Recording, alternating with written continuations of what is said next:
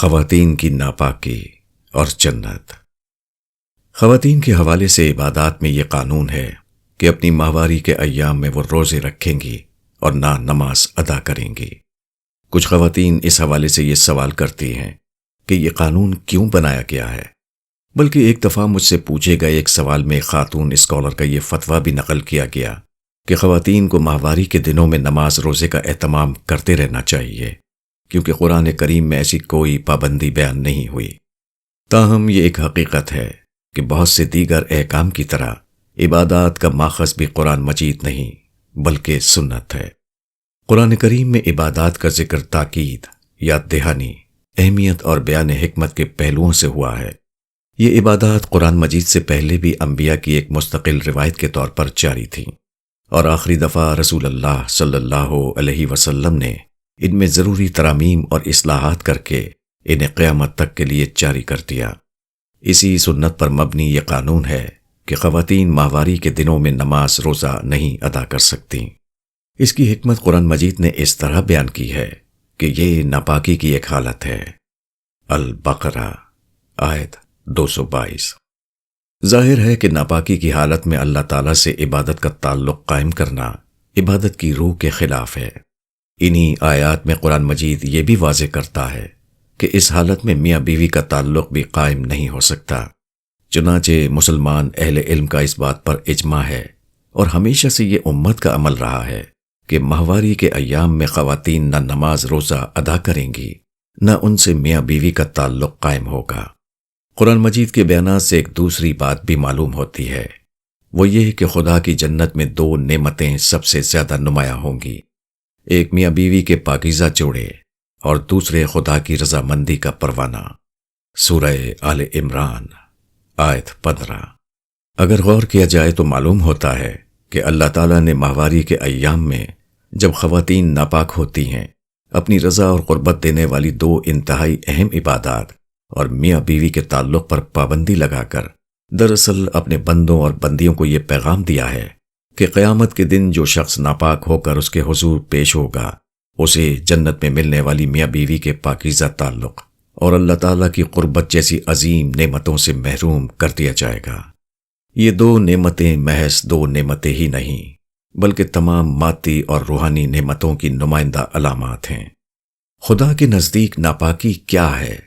یہ محض جسم سے نکلنے والے فضلات ہی نہیں بلکہ علم و اخلاق سے متعلق وہ تمام اعمال اللہ تعالیٰ کے نزدیک ناپاک ہیں جو اللہ تعالیٰ کی نافرمانی پر مبنی ہیں۔ اللہ تعالیٰ کے ساتھ کسی کو شریک کرنا، غیر اللہ سے دعا اور مدد مانگنا، انسانوں کے ساتھ ظلم و ناانصافی، خیانت، بدعہدی، فواحش، منکرات، بخل، اسراف، ریاکاری، نمود و نمائش، الزام و بہتان، حسد و تکبر اور اس نوعیت کی تمام چیزیں اللہ کے نزدیک انسان کو ناپاک کر دیتی ہیں۔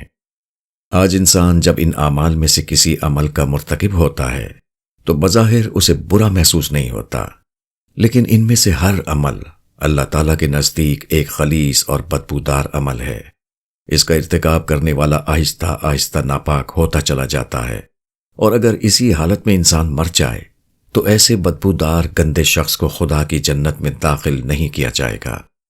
خواتین کے ایام ماہواری میں نماز اور میاں بیوی کے تعلق سے روک کر اصل سبق یہ دیا گیا ہے کہ ناپاکی کا مطلب خدا اور اس کی نعمتوں سے محرومی ہے۔ دنیا میں یہ ناپاکی غیر اختیاری ہوتی ہے، مگر جان بوجھ کر ناپاک رہنے والوں پر قیامت کے دن یہ پابندی ہمیشہ کے لیے لگا دی جائے گی، جبکہ اپنے ایمان اور اخلاق کو پاکیزہ رکھنے والوں کو ہر جسمانی اور روحانی گندگی سے نجات دے کر خدا کی قربت اور اس کی نعمتوں میں ہمیشہ ہمیشہ کے لیے آباد کر دیا جائے گا۔ عورت، مرد اور قرآن۔ قرآن کریم کی سورہ نون میں اللہ تعالیٰ نے مرد و زن کے حوالے سے جو احکام دیے ہیں وہ بلا شبہ حکمت و بصیرت کا شاہکار ہیں۔ بلا شبہ یہ احکام ایک علیم و حکیم ہستی ہی دے سکتی ہے۔ ان احکام کا پہلا کمال یہ ہے کہ زنا کو روکنے کے لیے مذہب کی تاریخ میں پہلی دفعہ مردوں کو کچھ احکام دیے گئے ہیں۔ قرآن سے پہلے اور اس کے بعد بھی انسان جب مذہب کو بیان کرتے ہیں تو بدکاری کا اصل سبب عورت کو ٹھہراتے اور اسی پر پابندیاں لگاتے رہے ہیں۔ مگر قرآن مجید نے مرد و زن دونوں کو الگ الگ مخاطب کر کے ایک ہی حکم دیا، لیکن ابتدا مردوں سے کی گئی ہے کہ وہ اپنی نظر کی حفاظت کریں اور حفظ فروج سے کام لیں۔ پھر خاص طور پر مردوں کو ایک بات کہی جو عورتوں کو نہیں کہی، وہ یہ کہ ان کے لیے یہ طریقہ پاکیزہ تر ہے اور اللہ ان کے ہر کام سے واقف ہے۔ یہ اللہ تعالیٰ کی طرف سے مردوں کے لیے صاف پیغام ہے کہ ہم جانتے ہیں کہ تم ہی حدود توڑتے ہو اور تم ہی زنا کی ناپاکی پھیلاتے ہو۔ پھر یہ اللہ تعالیٰ ہی ہیں جو جانتے ہیں کہ خواتین کس پہلو سے زنا پھیلانے میں معاون بنتی ہیں۔ چنانچہ اس کے بعد خواتین کو ایک اضافی حکم دیا گیا، مگر اس حکم کا اصل کمال یہ ہے کہ یہ حکم بظاہر عورتوں پر کچھ پابندیاں لگاتا ہے اور ان کی جذبہ نمائش کو کچھ حدود میں لاتا ہے، مگر ساتھ ہی مردوں کی نفسیات کو اس طرح ایڈریس کرتا ہے کہ جب تک کوئی شخص خود شیطان نہ ہو اس کے ذہن کا خناس بے قابو نہیں ہو سکتا۔ مردوں کی یہ نفسیات ہوتی ہے کہ وہ عورت کو ماں، بہن، بیٹی اور ان جیسے کچھ اور رشتوں میں تو ایک پاکیزہ مقام دینے کے لیے تیار ہو جاتے ہیں، مگر رشتوں کے اس دائرے سے باہر عورت ان کے لیے انسان کم اور صنف مخالف زیادہ ہوتی ہے۔ یہ صنف مخالف اپنی نسوانی کشش کو نمایاں کر دے تو معاشرے کو زنا کی آلودگی سے بچانا بہت مشکل ہو جائے گا۔ اللہ تعالیٰ نے اس مسئلے کو جڑ سے اکھاڑ پھینکا۔ اللہ تعالیٰ نے چن کر ان چیزوں کا انتخاب کیا جو نہ صرف عورتوں کا خاصہ ہیں بلکہ وہی مردوں کے لیے انہیں باعث کشش بھی بناتی ہے۔ فرمایا کہ اپنے گریبان کو اپنے دوپٹے سے ڈھانپ کر رکھو اور اپنی زیب و زینت کو چھپاؤ، حتیٰ کہ تمہارے پاؤں کی پازیں بھی پکار کر یہ اعلان کرنا چاہے کہ میں عورت ہوں تو اسے دبا دو، تاکہ مرد کا ذہن انسانیت کو چھوڑ کر تمہاری نسوانیت کی طرف متوجہ نہ ہو۔ ان احکام پر عمل کرنے کے بعد جو معاشرت وجود میں آئے گی اس میں مرد و زن دونوں اپنی نگاہوں کو بے باک چھوڑنے کے بجائے ان پر پہرے بٹھانے والے اور باحیا لباس زیب تن کرنے والے ہوں گے۔ اس معاشرے کے مرد اپنی پاکیزگی کے بارے میں حساس اور اپنے رب کی نگرانی کے احساس میں خواتین کا سامنا کریں گے، جبکہ خواتین اپنی نسوانیت اور زینت کی نمائش کر کے اپنی نسوانی کشش کو نمایاں کرنے کے بجائے بحیثیت انسان خود کو متعارف کرانے والی ہوں گی۔ بلا شبہ یہ احکام اعتدال اور توازن کا شاہکار ہیں۔ یہ احکام ہر طرح کے حالات، ہر قوم، ہر ماحول، ہر موسم، ہر جغرافیے میں قابل عمل ہیں۔ یہ ازل سے ابد تک پھیلے اس انسانی مسئلے کو بہت آسانی سے حل کر دیتے ہیں۔ ان میں کوئی افراط نہیں، کوئی تفریط نہیں۔ ان سے معمولات زندگی متاثر نہیں ہوتے، خاندانی تعلقات ختم نہیں ہوتے، سماج میں دیواریں کھڑی نہیں ہوتی، مگر یہ معاشرے سے بدکاری کو جڑ سے اکھاڑ پھینکتے ہیں۔ ان احکام کے بعد کوئی مرد اور عورت قیامت کے دن اللہ کے حضور یہ نہیں کہہ سکتا کہ پروردگار، میں جس ماحول میں جیتا تھا، جس معاشرت میں رہتا تھا، جس موسم کو جھیلتا تھا، جس دور میں کھڑا تھا، وہاں آپ کی بات قابل عمل ہی نہیں تھی۔ اس اعتبار سے یہ حکم گویا کہ ہر زمانے اور ہر دور کے مرد و زن پر اتمام حجت کر دیتا ہے کہ اللہ کا مطالبہ بہت آسان اور قابل عمل تھا۔ اس کے بعد بھی لوگ عمل نہیں کرتے تو اس کا کوئی عذر ان کے پاس نہیں رہ جاتا۔ جو شخص مرد و عورت کی نفسیات سے واقف ہے اور انسانی سماج کے مسائل کا ادراک رکھتا ہے، وہ ان احکامات کی حکمت سمجھتے ہی سجدے میں گرنے پر خود کو مجبور پائے گا۔ ہر انصاف پسند انسان مانے گا کہ یہ احکام ہر افراط و تفریط سے پاک ہیں۔ نہ قرآن سے پہلے کبھی کسی نے اس مسئلے کی جڑ کو سمجھا، نہ بعد میں سمجھ سکا، نہ کوئی پہلے اس کا مکمل اور ہر طرح کے حالات میں قابل عمل حل دے سکا، نہ بعد میں دے سکا۔ یہی ان آیات مبارکہ کا سبق ہے جو قیامت تک ہر مرد اور خاص کر خواتین پر یہ حجت قائم کرتی ہیں کہ دین کے احکام ہر طرح کے حالات میں قابل عمل ہیں۔ مومن مردوں سے کہہ دو، یعنی اے پیغمبر، کہ اگر عورتیں سامنے ہوں تو وہ اپنی نظریں بچا کر رکھیں اور اپنی شرمگاہوں کی حفاظت کریں۔ یہ ان کے لیے زیادہ پاکیزہ طریقہ ہے۔ اس میں شبہ نہیں کہ جو کچھ وہ کرتے ہیں اللہ اس سے پوری طرح واقف ہے۔ اور مومن عورتوں سے کہہ دو کہ وہ بھی اپنی نظریں بچا کر رکھیں اور اپنی شرمگاہوں کی حفاظت کریں۔ اور اپنی زینت کی چیزیں نہ کھولیں سوائے ان کے جو ان میں سے کھلی ہوتی ہیں، اور اپنی اوڑھنیوں کے آنچل اپنے گریبانوں پر ڈالے رہیں، اور زینت کی چیزیں نہ کھولیں مگر اپنے شوہر کے سامنے، یا اپنے باپ اپنے شوہر کے باپ، اپنے بیٹوں اپنے شوہر کے بیٹوں، اپنے بھائیوں اپنے بھائیوں کے بیٹوں، اپنی بہنوں کے بیٹوں، اپنے میل جول کی عورتوں، اور اپنے غلاموں کے سامنے، یا ان زیر دست مردوں کے سامنے جو عورتوں کی خواہش نہیں رکھتے، یا ان بچوں کے سامنے جو عورتوں کے پردے کی چیزوں سے ابھی واقف نہیں ہوئے، اور اپنے پاؤں زمین پر مارتی ہوئی نہ چلیں کہ ان کی چھپی ہوئی زینت یعنی لوگوں کے لیے ظاہر ہو جائے۔ اور ایمان والوں سب مل کر اللہ سے رجوع کرو تاکہ تم فلاح پاؤ۔ سورہ النور آیات 30 تا 31۔ انسان کی کہانی۔ انسان کی کہانی بہت طویل ہے، مگر اسے چند جملوں میں بآسانی بیان کیا جا سکتا ہے۔ کائنات 13.7 ارب سال قبل وجود میں آئی۔ نظام شمسی 4.5 ارب سال پہلے بنا۔ زمین پر زندگی 3.5 ارب سال پہلے وجود میں آئی۔ پھر نباتات اور حیوانات کی کھربوں اقسام وجود میں آتی رہیں۔ ہر نوع میں کھرب ہا کھرب وجود پیدا ہو کر مرتے رہے۔ آخر میں انسان وجود میں آیا۔ یہ سائنس کے علم کا کمال ہے کہ آج ہم انسان کی یہ کہانی جانتے ہیں۔ یہ انسان صفحہ کائنات کا سب سے غیر معمولی نقش ہے۔ اس کی صلاحیت یہ ہے کہ یہ حقیر سا وجود کھربوں انواع کے بعد وجود میں آیا، لیکن پھر بھی زمین کا حکمران بن گیا۔ مگر انسان کا المیہ یہ ہے کہ زندگی سے کہیں بڑھ کر فکر و تخیل، علم و شعور، ذوق و احساس، ذائقہ و لذت اور حیات ابدی کا شعور رکھنے والا یہ انسان صرف 60-70 سال کی زندگی گزار کر مر جاتا ہے۔ خوش قسمتی سے دنیا میں قرآن نام کی ایک الہامی کتاب موجود ہے جو یہ بتاتی ہے کہ زمین کا یہ حکمران فانی نہیں بلکہ ابدی زندگی کے لیے پیدا کیا گیا ہے۔ یہ زندگی عنقریب شروع ہوگی۔ اس ابدی زندگی میں کامیاب وہ ہوگا جو اپنے رب کی بندگی اور اس کی مرضی پوری کرنے کو اپنی زندگی کا مقصد بنا لے گا۔ 13.7 ارب سال پر پھیلی اس داستان کا پہلا حصہ ختم ہونے کو ہے۔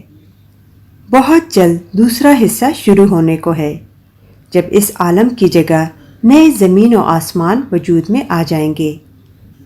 ہم سب کے پاس بس ایک اور صرف یہی ایک موقع ہے۔ اس موقع سے فائدہ اٹھا کر اگر ہم نے کامیابی حاصل کر لی تو ہم ختم نہ ہونے والی دنیا میں کائنات کے بادشاہ بنا دیے جائیں گے، وگرنہ جہنم کا قید خانہ ہمارا ابدی انجام ہوگا۔ ہمارے پاس ایک ہی موقع ہے۔ یہ موقع نہ پہلے کبھی ملا ہے نہ آئندہ کبھی ملے گا۔ اسے استعمال کر لیجئے قبل اس کے کہ یہ موقع ہمیشہ کے لیے چھن جائے۔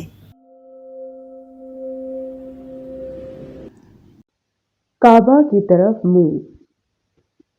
قرآن مجید کی سورہ بقرہ میں اللہ تعالیٰ نے جب تحویل قبلہ کا حکم نازل فرمایا تو بار بار اس بات کو دہرایا کہ تم اپنا رخ مسجد حرام کی طرف کر لو۔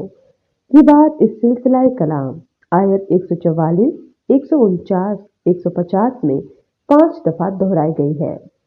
قرآن مجید کی اس قدر تاکید کا نتیجہ یہ نکلا ہے کہ امت میں دیگر معاملات میں کچھ نہ کچھ جزوی نوعیت کے اختلاف رہے ہیں، مگر اس حکم کے بارے میں کوئی اختلاف موجود نہیں۔ ہر زمانے کے تمام مسلمان خانہ کعبہ کی سمت ہی رخ کر کے نماز ادا کرتے رہے ہیں۔ آج بھی حرم پاک میں لوگ جب نماز ادا کرتے ہیں تو ہر طرح کے جزوی اختلاف کے باوجود ان سب کا رخ خانہ کعبہ کی سمت ہی ہوتا ہے۔ تاہم اس حکم پر تدبر کے ساتھ جب نظر کی جاتی ہے تو معلوم ہوتا ہے کہ اس اصرار کا سبب یہ ہے کہ یہاں حرم پاک دراصل اللہ تعالیٰ کے قائم مقام ہے۔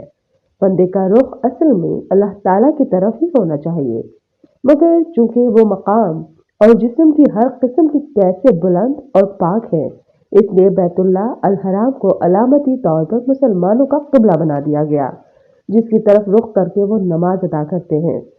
تاہم اس اصرار سے یہ معلوم ہوتا ہے کہ بندہ مومن کو اپنی ہر بندگی اور اپنی کل زندگی میں اپنا رخ اپنے رب کی طرف ہی رکھنا چاہیے۔ اس کی ہر عبادت اللہ تعالیٰ کے لیے خاص ہونی چاہیے۔ اس کی زندگی کا مرکز و محور اللہ تعالیٰ کی ہستی ہونی چاہیے۔ زندگی کی ہر اونچ نیچ، نشیب و فراز، سرد و گرم اور خوشی و غم کے موقع پر اسے اللہ کی طرف متوجہ رہنا چاہیے۔ اسے نعمت ملے تو وہ اللہ کا شکر کرے، مشکل پیش آئے تو وہ اللہ سے مدد مانگے، آسانی ملے تو اللہ کا کرم سمجھے، سختی آئے تو اللہ کی آزمائش جانے۔ یہ رویہ جس شخص نے اختیار کیا دراصل وہی ہے جس نے رب کے حکم کو درست سمجھا اور اس پر پوری طرح عمل کیا۔ نافرمانی کی دو بنیادیں۔ قرآن میں کئی مقامات پر اللہ تعالیٰ نے قصہ آدم و ابلیس کو تفصیل کے ساتھ بیان کیا ہے۔ اس قصے سے یہ بات واضح ہوتی ہے کہ دو چیزیں اللہ تعالیٰ کی نافرمانی کی بنیاد ہیں، ایک عریانی و فحاشی اور دوسرے اپنی بڑائی کے ذوم میں مبتلا ہو کر سرکش ہو جانا۔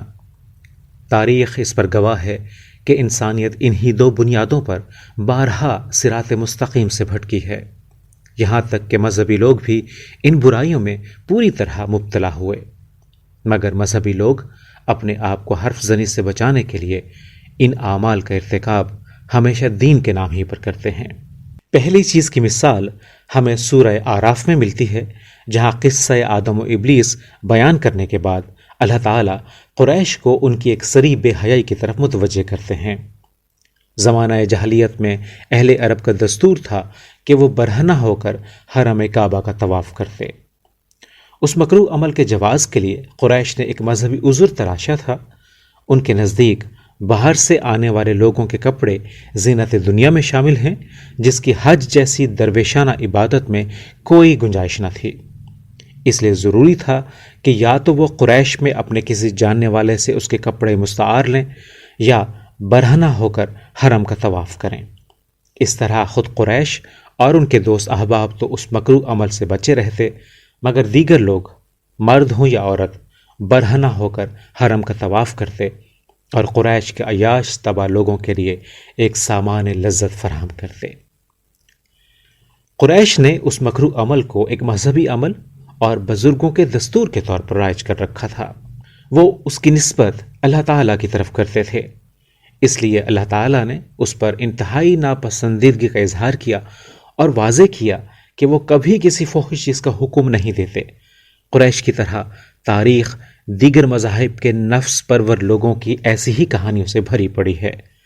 مندروں اور کلیساؤں میں پروہت اور پادری جو کچھ کرتے رہے اور جس طرح اپنی بد کرداری کو مذہبی تقدس دیتے رہے ہیں، اس سے تاریخ کے صفحات سیاہ ہیں۔ فحاشی کے علاوہ، جیسا کہ قصہ آدم و ابلیس کے حوالے سے ہم نے بیان کیا، انانیت اور اپنی بڑائی کا ذہن وہ چیز ہے جو انسانوں کو اللہ کی راہ سے ہٹاتی ہے۔ عام لوگوں کی طرح مذہبی لوگ بھی اپنے دور زوال میں انانیت میں مبتلا ہو جاتے ہیں، مگر عام لوگوں کے برخلاف ایک دفعہ پھر وہ اپنی انانیت اور تکبر کا جواز بھی مذہب کے نام پر پیش کرتے ہیں۔ قرآن پاک نے اس کی تصویر جگہ جگہ یہودیوں کی اس سیرت و کردار کی شکل میں پیش کی ہے جنہیں معلوم تھا کہ حضور اللہ تعالیٰ کے سچے نبی ہیں، مگر وہ اس حقیقت کو مان کر نہیں دیتے تھے۔ یہودیت پر مبنی یہ رویہ آج کے دن تک عام ہے۔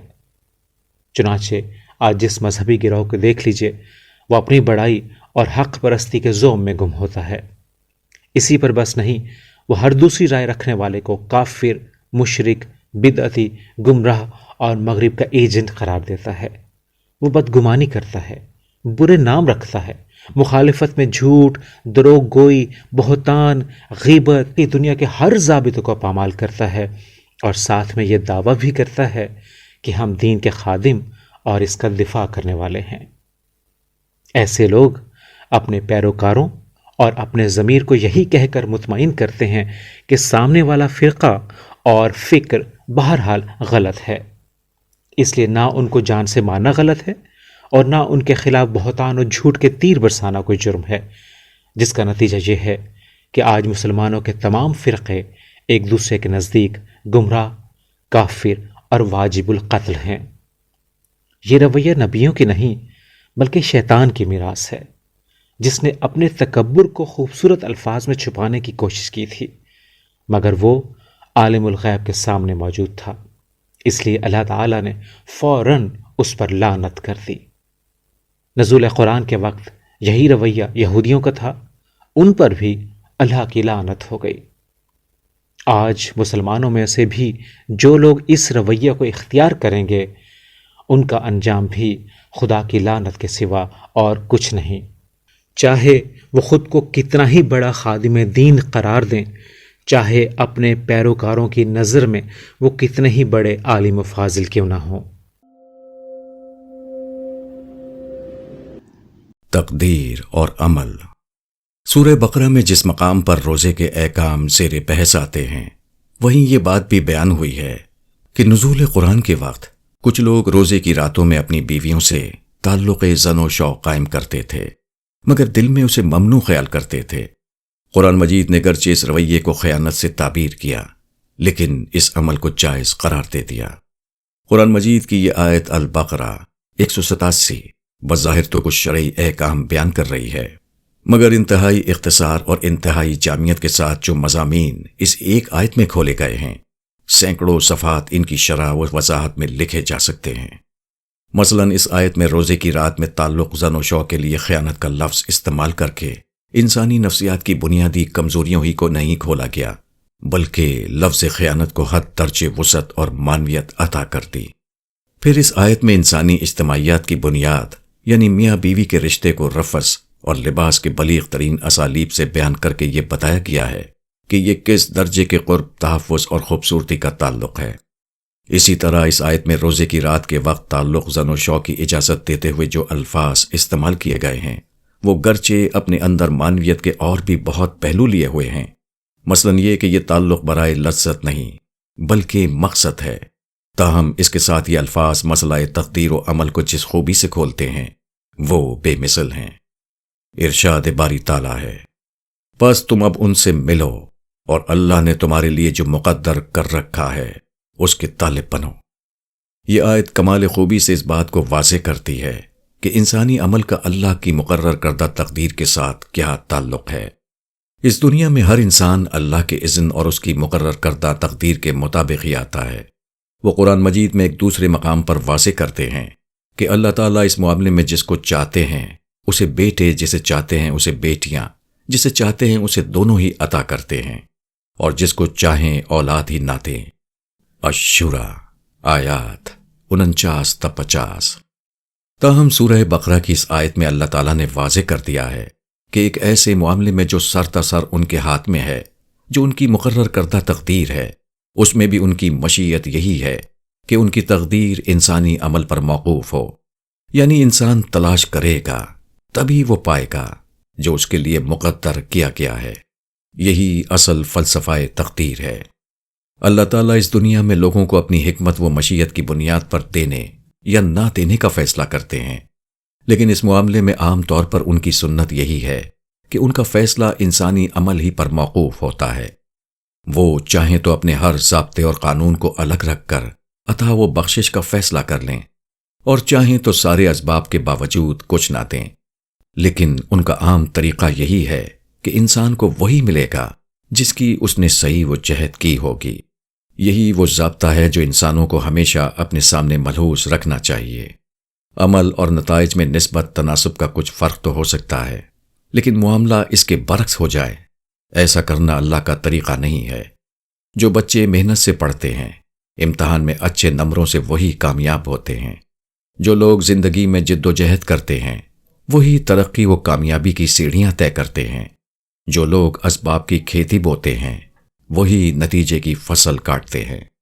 انسان کو ہمیشہ اس کی تقدیر ملتی ہے، مگر اس تقدیر تک انسان کو چل کر جانا پڑتا ہے۔ تقدیر انسان تک چل کر نہیں آتی۔ یہی تقدیر کو سمجھنے کا درست ترین انداز ہے۔